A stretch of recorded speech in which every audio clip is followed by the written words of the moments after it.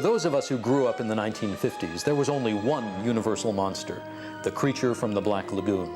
Dracula, Frankenstein, and the others had not yet been released to TV, and The Creature was the kind of film you could only see in a theater. You see, it was originally released in 3D, one of those great 50s gimmicks Hollywood unleashed to stay competitive with television. But even without 3D, the film was a smash hit and has become an undisputed classic of its kind. I recently talked to some of the original cast members and to some other people with special insights into The Creature's charisma. So come with me now as we take a nostalgic journey back to the Black Lagoon. The Creature from the Black Lagoon ushered in a new age of monster making. There would be no Alien without The Creature from the Black Lagoon. There would be no Predator without The Creature from the Black Lagoon, or every elaborate monster since then owes him a debt of some sort. He was really a nice guy. They were the interlopers. They came to his home. It'd be the same thing if you went home tonight and you found about 5 or 8 or 10 people having a party in your living room. How would you feel?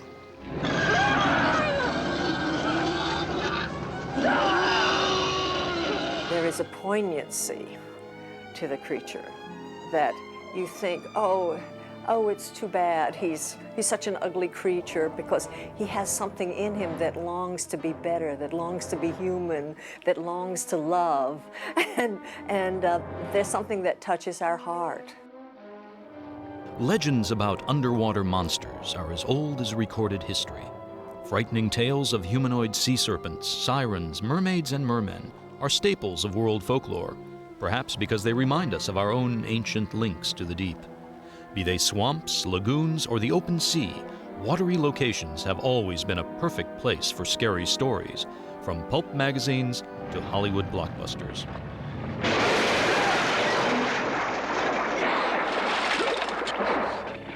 But nearly a quarter century before Jaws took its bite out of popular culture, Universal Studios had already given the world another classic reason to stay out of the water. The Creature from the Black Lagoon was built on a tradition that really began with a silent film called The Lost World, based on Arthur Conan Doyle's novel, in which a group of scientists venture to a lost plateau in Brazil, where prehistoric animals roam free. Universal producer William Allen combined the Lost World concept with a purportedly true story he had been told at a dinner party about an amorous half-man, half-fish that was said to live in the Amazon River. Following some preliminary treatments, screenwriters Arthur Ross and Harry Essex developed a script called Black Lagoon, which remained the film's working title through production. For director, Allen chose Jack Arnold, who had directed Universal's previous science fiction spectacular, It Came from Outer Space, another Allen production.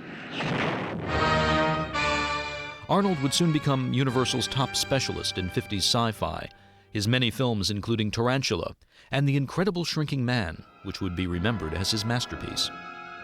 It Came from Outer Space had been produced in 3D, a process then at the height of its popularity.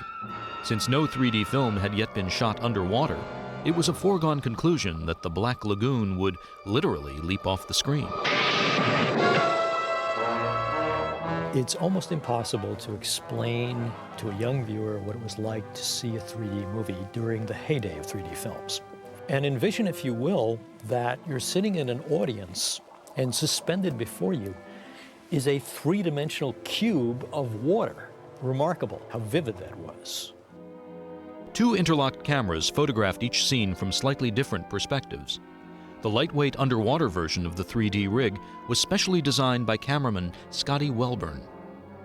In theaters, precisely synchronized projectors overlapped the images, which were fused into 3 dimensions by the use of polarizing filters. This was a projection filter that would have been used for one of the 2 projectors. The light would pass through this filter, be polarized, and then reflect from the silver screen. And then the audience would be wearing these type of Polaroid glasses. So each eye would only see the image coming off either the left or right projector. And that's what was utilized to achieve the 3D effect.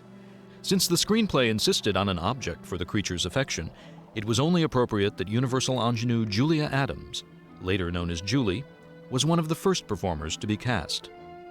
Well, in those days, the studio simply assigned us movies to do. And when I was assigned this picture, I thought, oh no, I'm not to do a horror picture, whatever. So, but I was a pretty good little girl, so I usually did what they said. And then once I got into it, I had a lovely time. Actor Richard Carlson, the star of It Came From Outer Space, became a fixture of science fiction films through his portrayals of scientist heroes. Quite a change for Hollywood, where most scientists were mad, or at least bent on world domination. He had a wonderful kind of sophistication about him that I thought worked very well in these pictures, because when you put Richard Carlson there and he believes in what's going on, it gives it a great ring of truth, because you think, wow, it must be true. But what would the creature look like? And more important, who would play him? The first actor considered for the role was Glenn Strange, a former stuntman who had played the Frankenstein monster in 3 Universal films. But Strange didn't consider himself much of a swimmer and turned the part down. Rico Browning was a college student at the time Universal began scouting underwater locations in Florida. And someone suggested to Universal, or to the producer, William Allen, I believe his name was, that Wakulla Springs would be a very good location for the creature to be filmed. It was a very eerie-looking place, mainly because Ed Ball, who owned it, had protected it over the years, and it was just totally undeveloped as far as civilization is concerned. So Jack Arnold and Scotty Welborn, who was the cameraman, I picked them up at the airport, took them to the Springs, and showed them around, and they liked what they saw. And Scotty got his underwater camera out, and he asked me if I would swim in front of the camera so they could get some perspective as to the size of logs and people and fish and whatever in the grass. And I said, sure, so I did. I'd say it's a couple of weeks later, maybe 3 weeks, I got a call from Jack Arnold, and he said, we like the way you swim. He said, how would you like to be the creature of the Black Lagoon? I said, well, I don't know what it is, but fine. We shot everything of the first unit on the back lot at Universal. And the underwater scenes were shot in Florida, and for the clarity of the water and so on. So we were really shooting those 2 parts at the same time. But the illusion somehow is that we are truly in a very mysterious and faraway place. 2 units, of course, required 2 creatures, as well as swimming doubles for the principal actors. Ben Chapman, a 24-year-old Universal contract player, portrayed the Gillman above water. Well, the part called for a tall person, 6'5". Actually, Universal Studios had him as 6'5", 300 pounds, and I didn't weigh 300 pounds. But once I got into the suit, with the helmet, we call the head, and the bottom of it, it put me at about 6'7". So it gave him a more imposing stature. Today, the creature's appearance is so familiar that it's almost a shock to learn that the original concept was very different. The head of the studio, Mr. Mull, Ed Mull, had a different vision of the creature. He wanted something that was a little like the Oscar figure, sort of eel-like, almost. It didn't have as many gills or bumps on that face or the head, and it was slicker, I would say. Not quite as busy as the final creature did. He's more streamlined, which is kind of a cool thing, but he does look, quite a bit different. He does have the fins in the back. They retained that and kept that pretty much. So they made it all up, and we tested it. They tested it in the tank there at Universal, and then the decision was made that no, it did not work. Now, I was told, there's nothing to back this up, but the sculptor, Chris Mueller, who did this, said he had heard later on this might become the female creature if they did that in a sequel. That they never did it, but this probably would have worked too. It would have been a nice little female creature, I think. Universal's head of makeup was Bud Westmore, who had replaced the legendary Jack Pierce. Unlike Pierce, Westmore supervised a large creative staff. Well, the look of the creature was created by Millicent Patrick. She was a gal that worked over at Universal and did a lot of designs for different films and stuff, and she actually came up with this little fella here. I think it was kind of her dream child. She loved him. It looked exactly like her sketches. I have a special interest in Millicent Patrick, mostly because she has been rendered so invisible by time. She clearly had a lot to do with sketching the concepts for the creature. All versions. She went on tour to promote the movie when it first came out because she was so photogenic.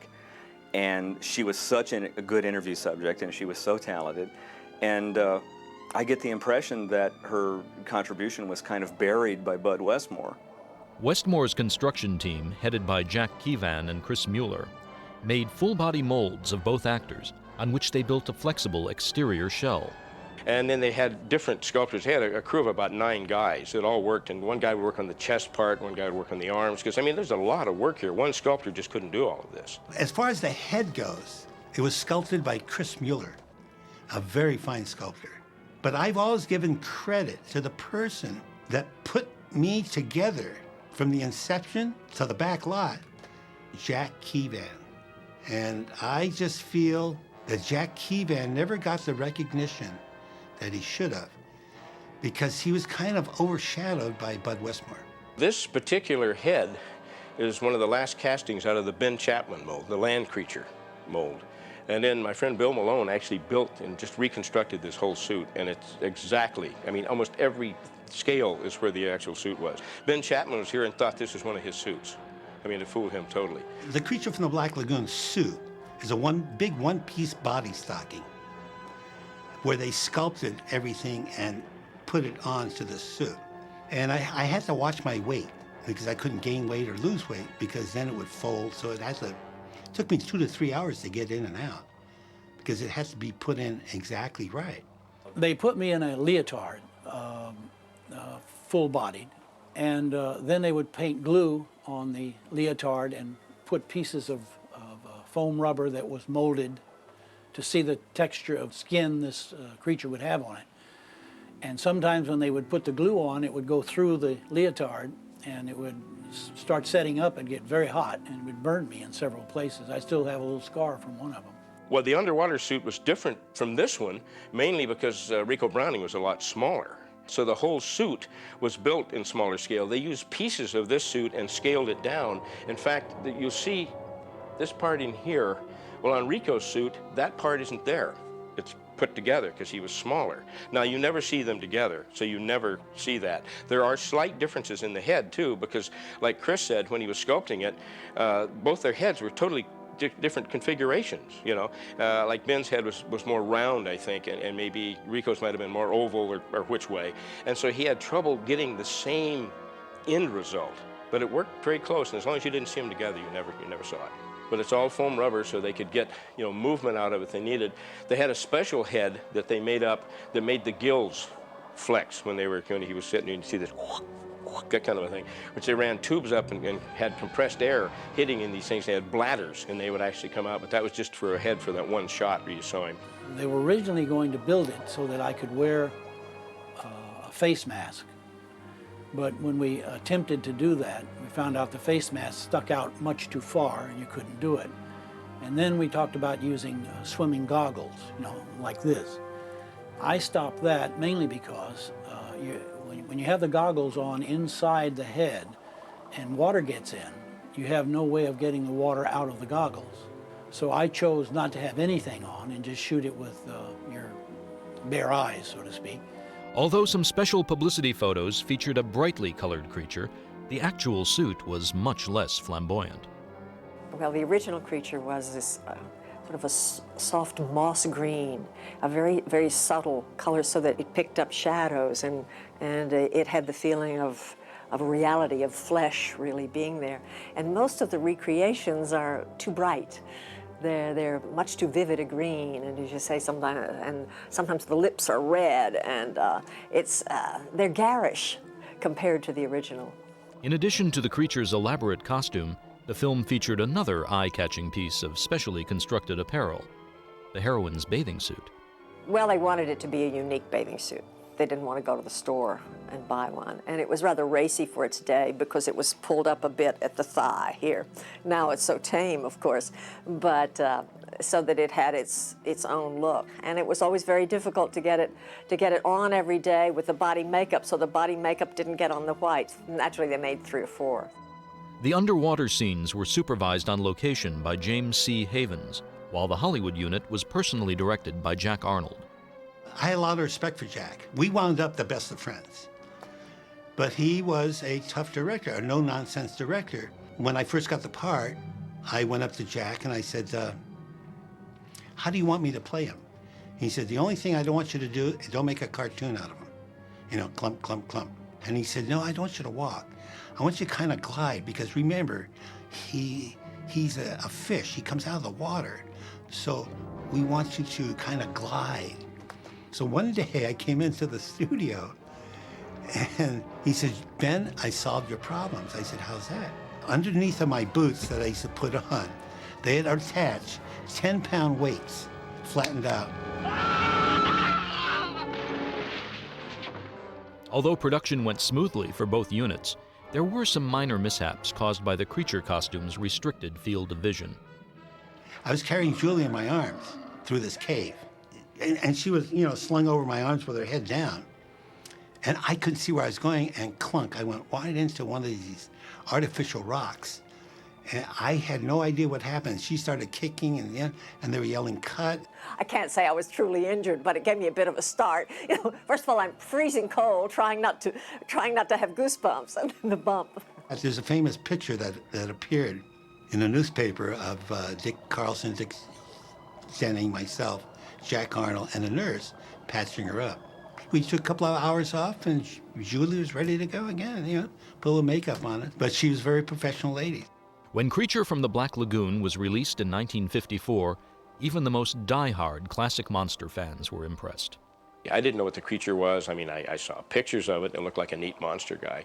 But I had no idea what I was really going to see. And when I went to see the creature, it was the days you could stay in the theater all day. I think I stayed there and saw it 4 times in a row. Creature's highly dramatic musical score contributed materially to the film's success.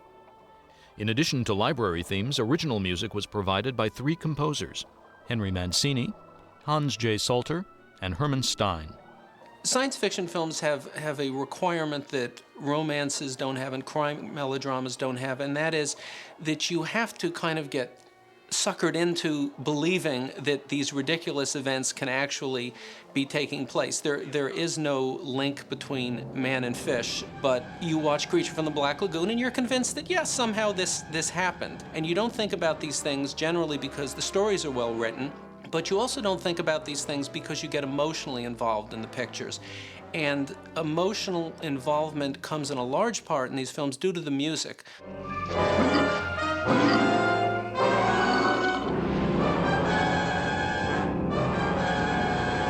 One thing it has which sets it apart from most of the other pictures is it has a theme that is just beaten to death.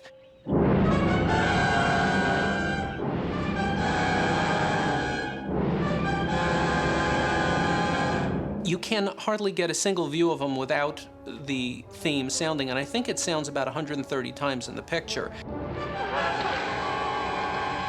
The other reason why there's a lot of music in Creature from the Black Lagoon is because there's a lot of scenes without dialogue and sound effects, and that's because a lot of the scenes take place underwater, and nobody wants to listen to bubbles for 20 minutes. So instead, we get wonderful music there.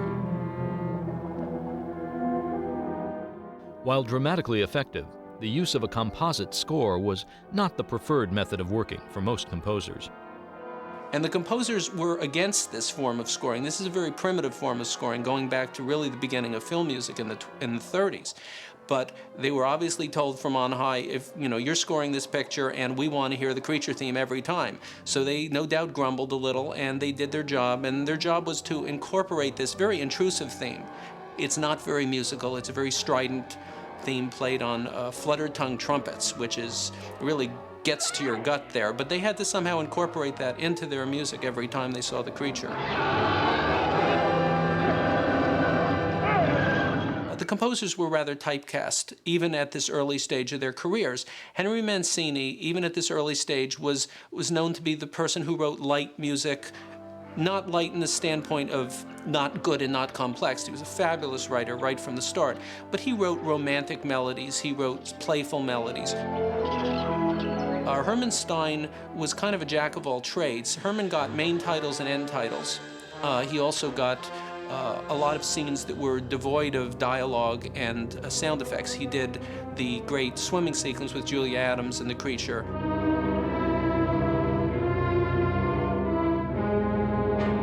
They would give Hans Salter the horror sequences, so Hans scored a lot of the end of the picture when the creature is attacking. Get back, Kate, get back!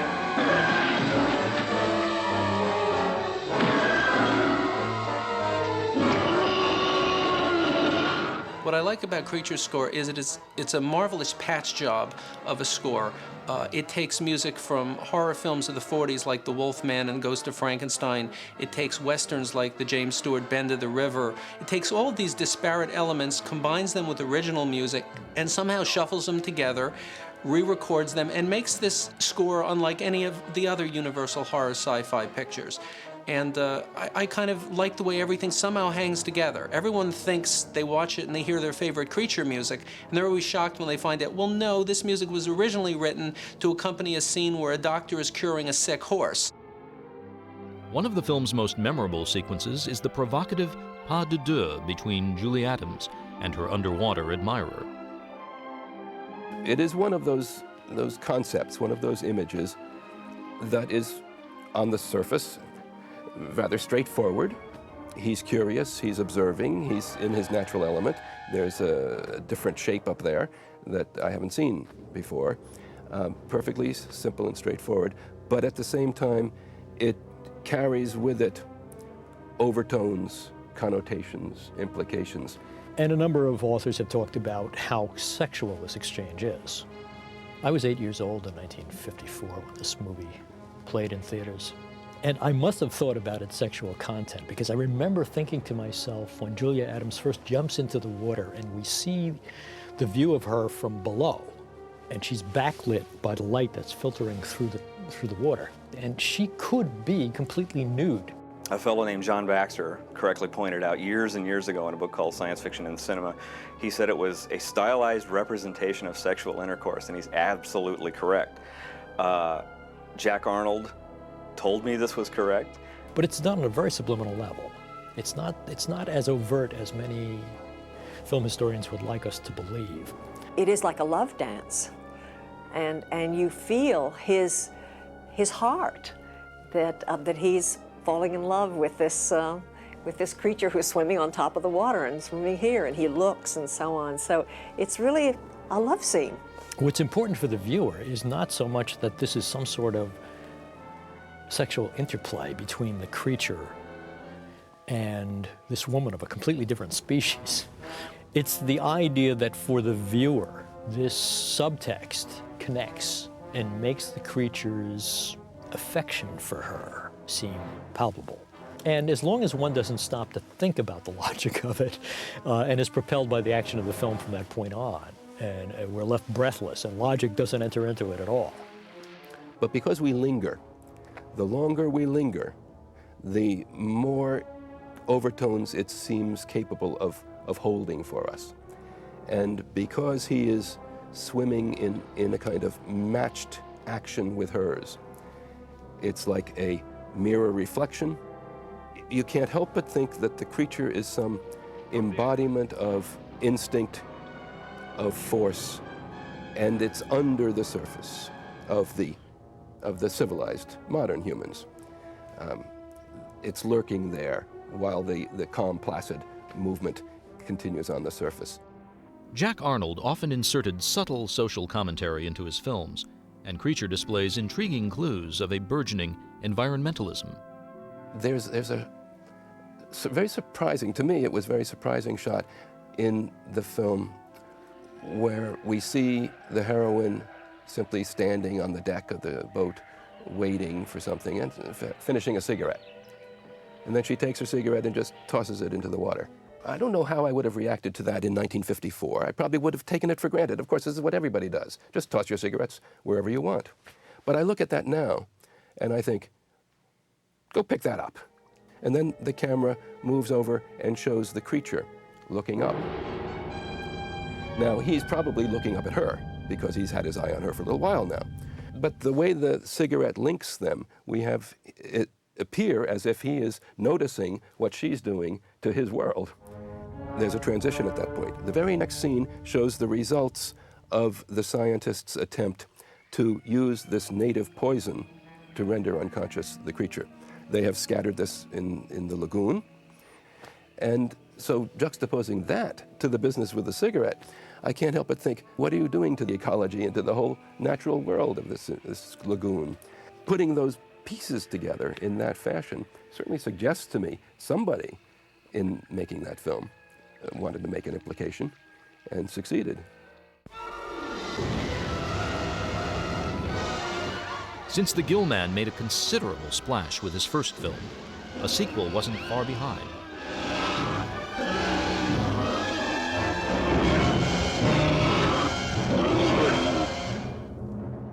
They bring the creature back to civilization. It literally could have begun on the next day after the end of the final events in the first movie. And having brought him back to civilization, it is only fair that he get loose and raise havoc. And like King Kong, you know, kidnap the girl of his dreams, who was transmogrified from Julie Adams into Lori Nelson, but never mind. It's another pale creature in white that he has a hankering for. In those days, most people didn't want to do science fiction or creature pictures or whatever you wanted to call them. It was kind of like, it was taboo, or you were considered down on your luck, so to speak, if you had to do one. Of course, now they've got a tremendous cult following. The science fiction genre is very popular, very collectible, and the films at Universal, the science fiction films, were very well done. And as it turned out, it's probably one of the films that I'm most remembered for. Oh! Hey, take it easy. Well, John Agar and I were scientists, ichthyologists, if you will. I'm studying ichthyology. Ichthyology? That's a $10 word. How about explaining it to us? Well, ichthyology is the study of fish. I see. Wait for me! Like the heroine of the first film, the female scientist in Revenge created romantic vibrations among certain land creatures as well. Aren't you going to wait for him? What? Let Mr. America cut into my cake? What's the matter, old-timer? Poop out? Shouldn't walk these brain boys so fast, tell them they can't take it. You know, strong upstairs, but no stamina. Once more, Rico Browning played the swimming creature in a production shot almost entirely at Florida's Marineland Studios. When we did the second creature film, I said, well, hey, how about let's get credit for being the creature? And they gave me a big argument and said, no, we'll give you a lot of publicity, help you get other jobs. And I said, no, I want credit, but they wouldn't credit anybody as the creature. Although Rico didn't receive an on-screen credit, he did turn in an out-of-costume cameo appearance as a laboratory assistant. We just all got along great. It was kind of like a family. And John was such a super guy to work with. One night we had a big water fight at the motel and just about wrecked the place. Another unbilled cameo turn was made by a young performer who, later in his career, would never have to worry about the marquee value of his name, Clint Eastwood.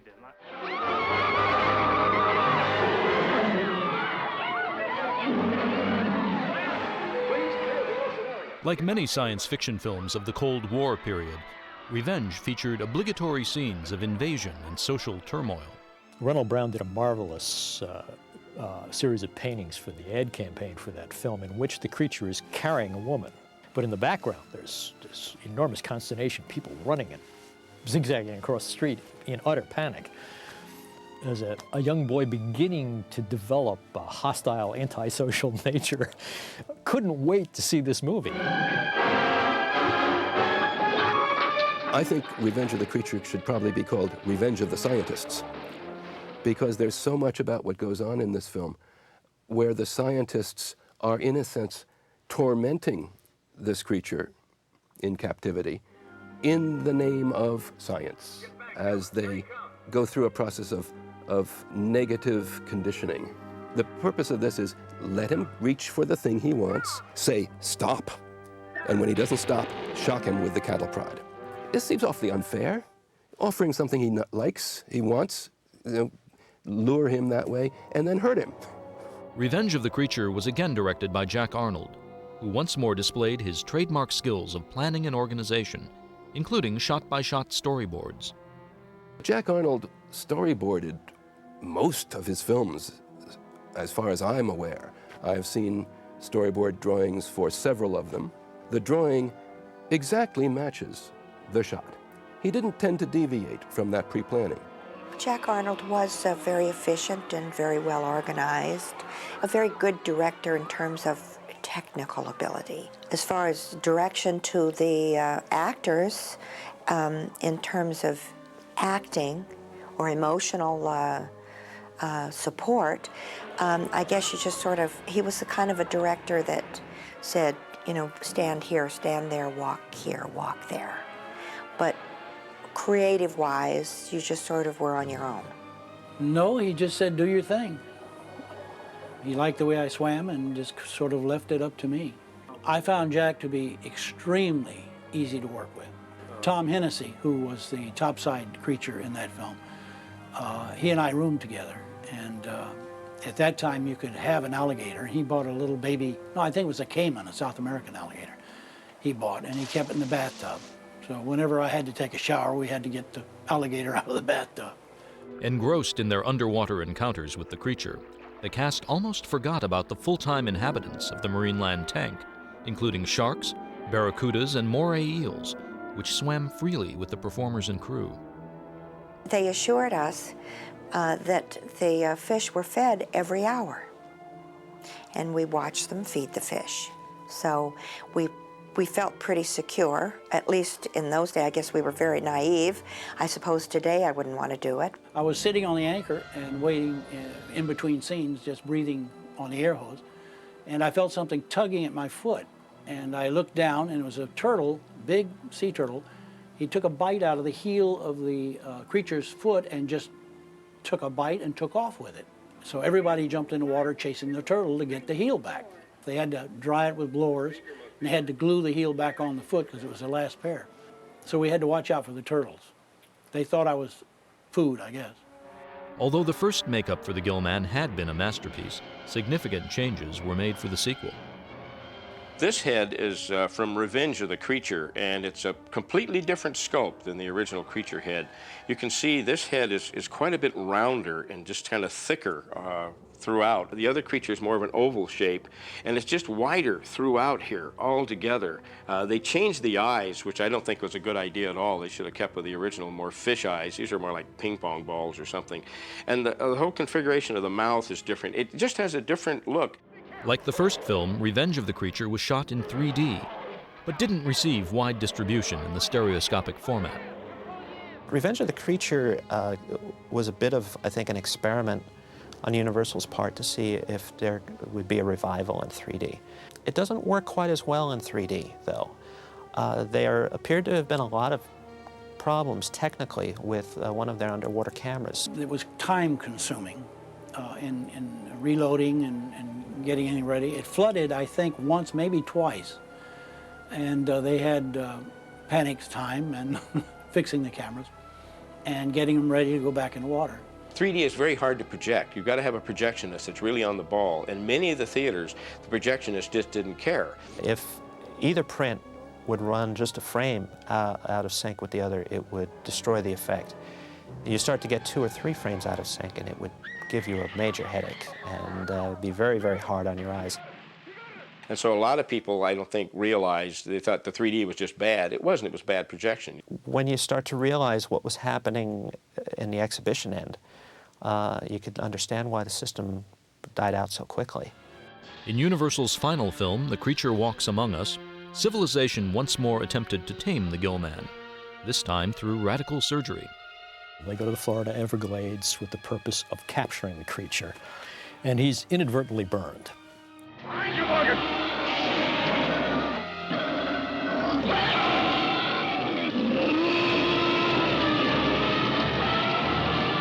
In order to save his life, they perform emergency surgery. The fire burned away the outer scale. There's a structure of human skin underneath it. 2 separate coverings, the way he had lungs and gills. The creature is transformed into a much more human-looking character. And that's such a intriguing irony. Now that he's human, he's not graceful anymore. Now that he's human, he's awkward and clumsy. Now he's more human. And he stands there looking out toward the ocean, you know, feeling drawn to something that he can never have anymore. Through a trilogy of films, the creature becomes something human. We begin to understand him as being alone and isolated in a world in which he doesn't fit. And it's that pattern of evolution within those 3 films. He gives the creature a durability that doesn't exist in most horror films. Apart from the creature's primal appeal, I think the other thing that sums him up the best is what Billy Wilder had Marilyn Monroe say in The 7-Year Itch about the creature, which was he was kind of scary looking, but he wasn't really all bad. I think he just craved a little affection, you know, a sense of being loved and needed and wanted. But the creature has been loved, thanks to nearly a half-century of aggressive marketing by Universal Studios. He's been loved and cherished, and most of all collected, by generations of film fans. In fact, the creature may have made more off-camera appearances than any other Universal monster. Creature collectibles have included magazines and model kits, figurines, wind-up toys, candy dispensers, wristwatches, even a pinball machine. In fact, there's hardly a product you can name that hasn't made some use of the creature from the Black Lagoon, America's favorite amphibian. I want to thank you fans for keeping the Gill man alive for all these years, because without you, he'd have been dead and forgotten a long time ago. I get, I'd say, 5 or 6 letters a month, at least that many, sometimes more. And people will send me pictures, you know, to sign, and they all have great things to say about the movie. I mean, they love it, and they were scared to death, and it's not as bad as some of the horror films today, and that it leaves something to your imagination. Basically, we're all storytellers or weavers of dreams. We have monsters in dreams and so on, and maybe it's a way of making friends with those monsters, these horror pictures, and I'm delighted that people still enjoy this picture. Using the tried and true formula of Beauty and the Beast, Universal created its last classic monster character, proving once and for all that seaweed could be just as creepy as cobwebs. For more stories about the making of this film and additional information on the cast and crew, be sure to check out our special production notes and feature audio commentary, accessible from the main menu. For Universal Studios Home Video, I'm David Skal.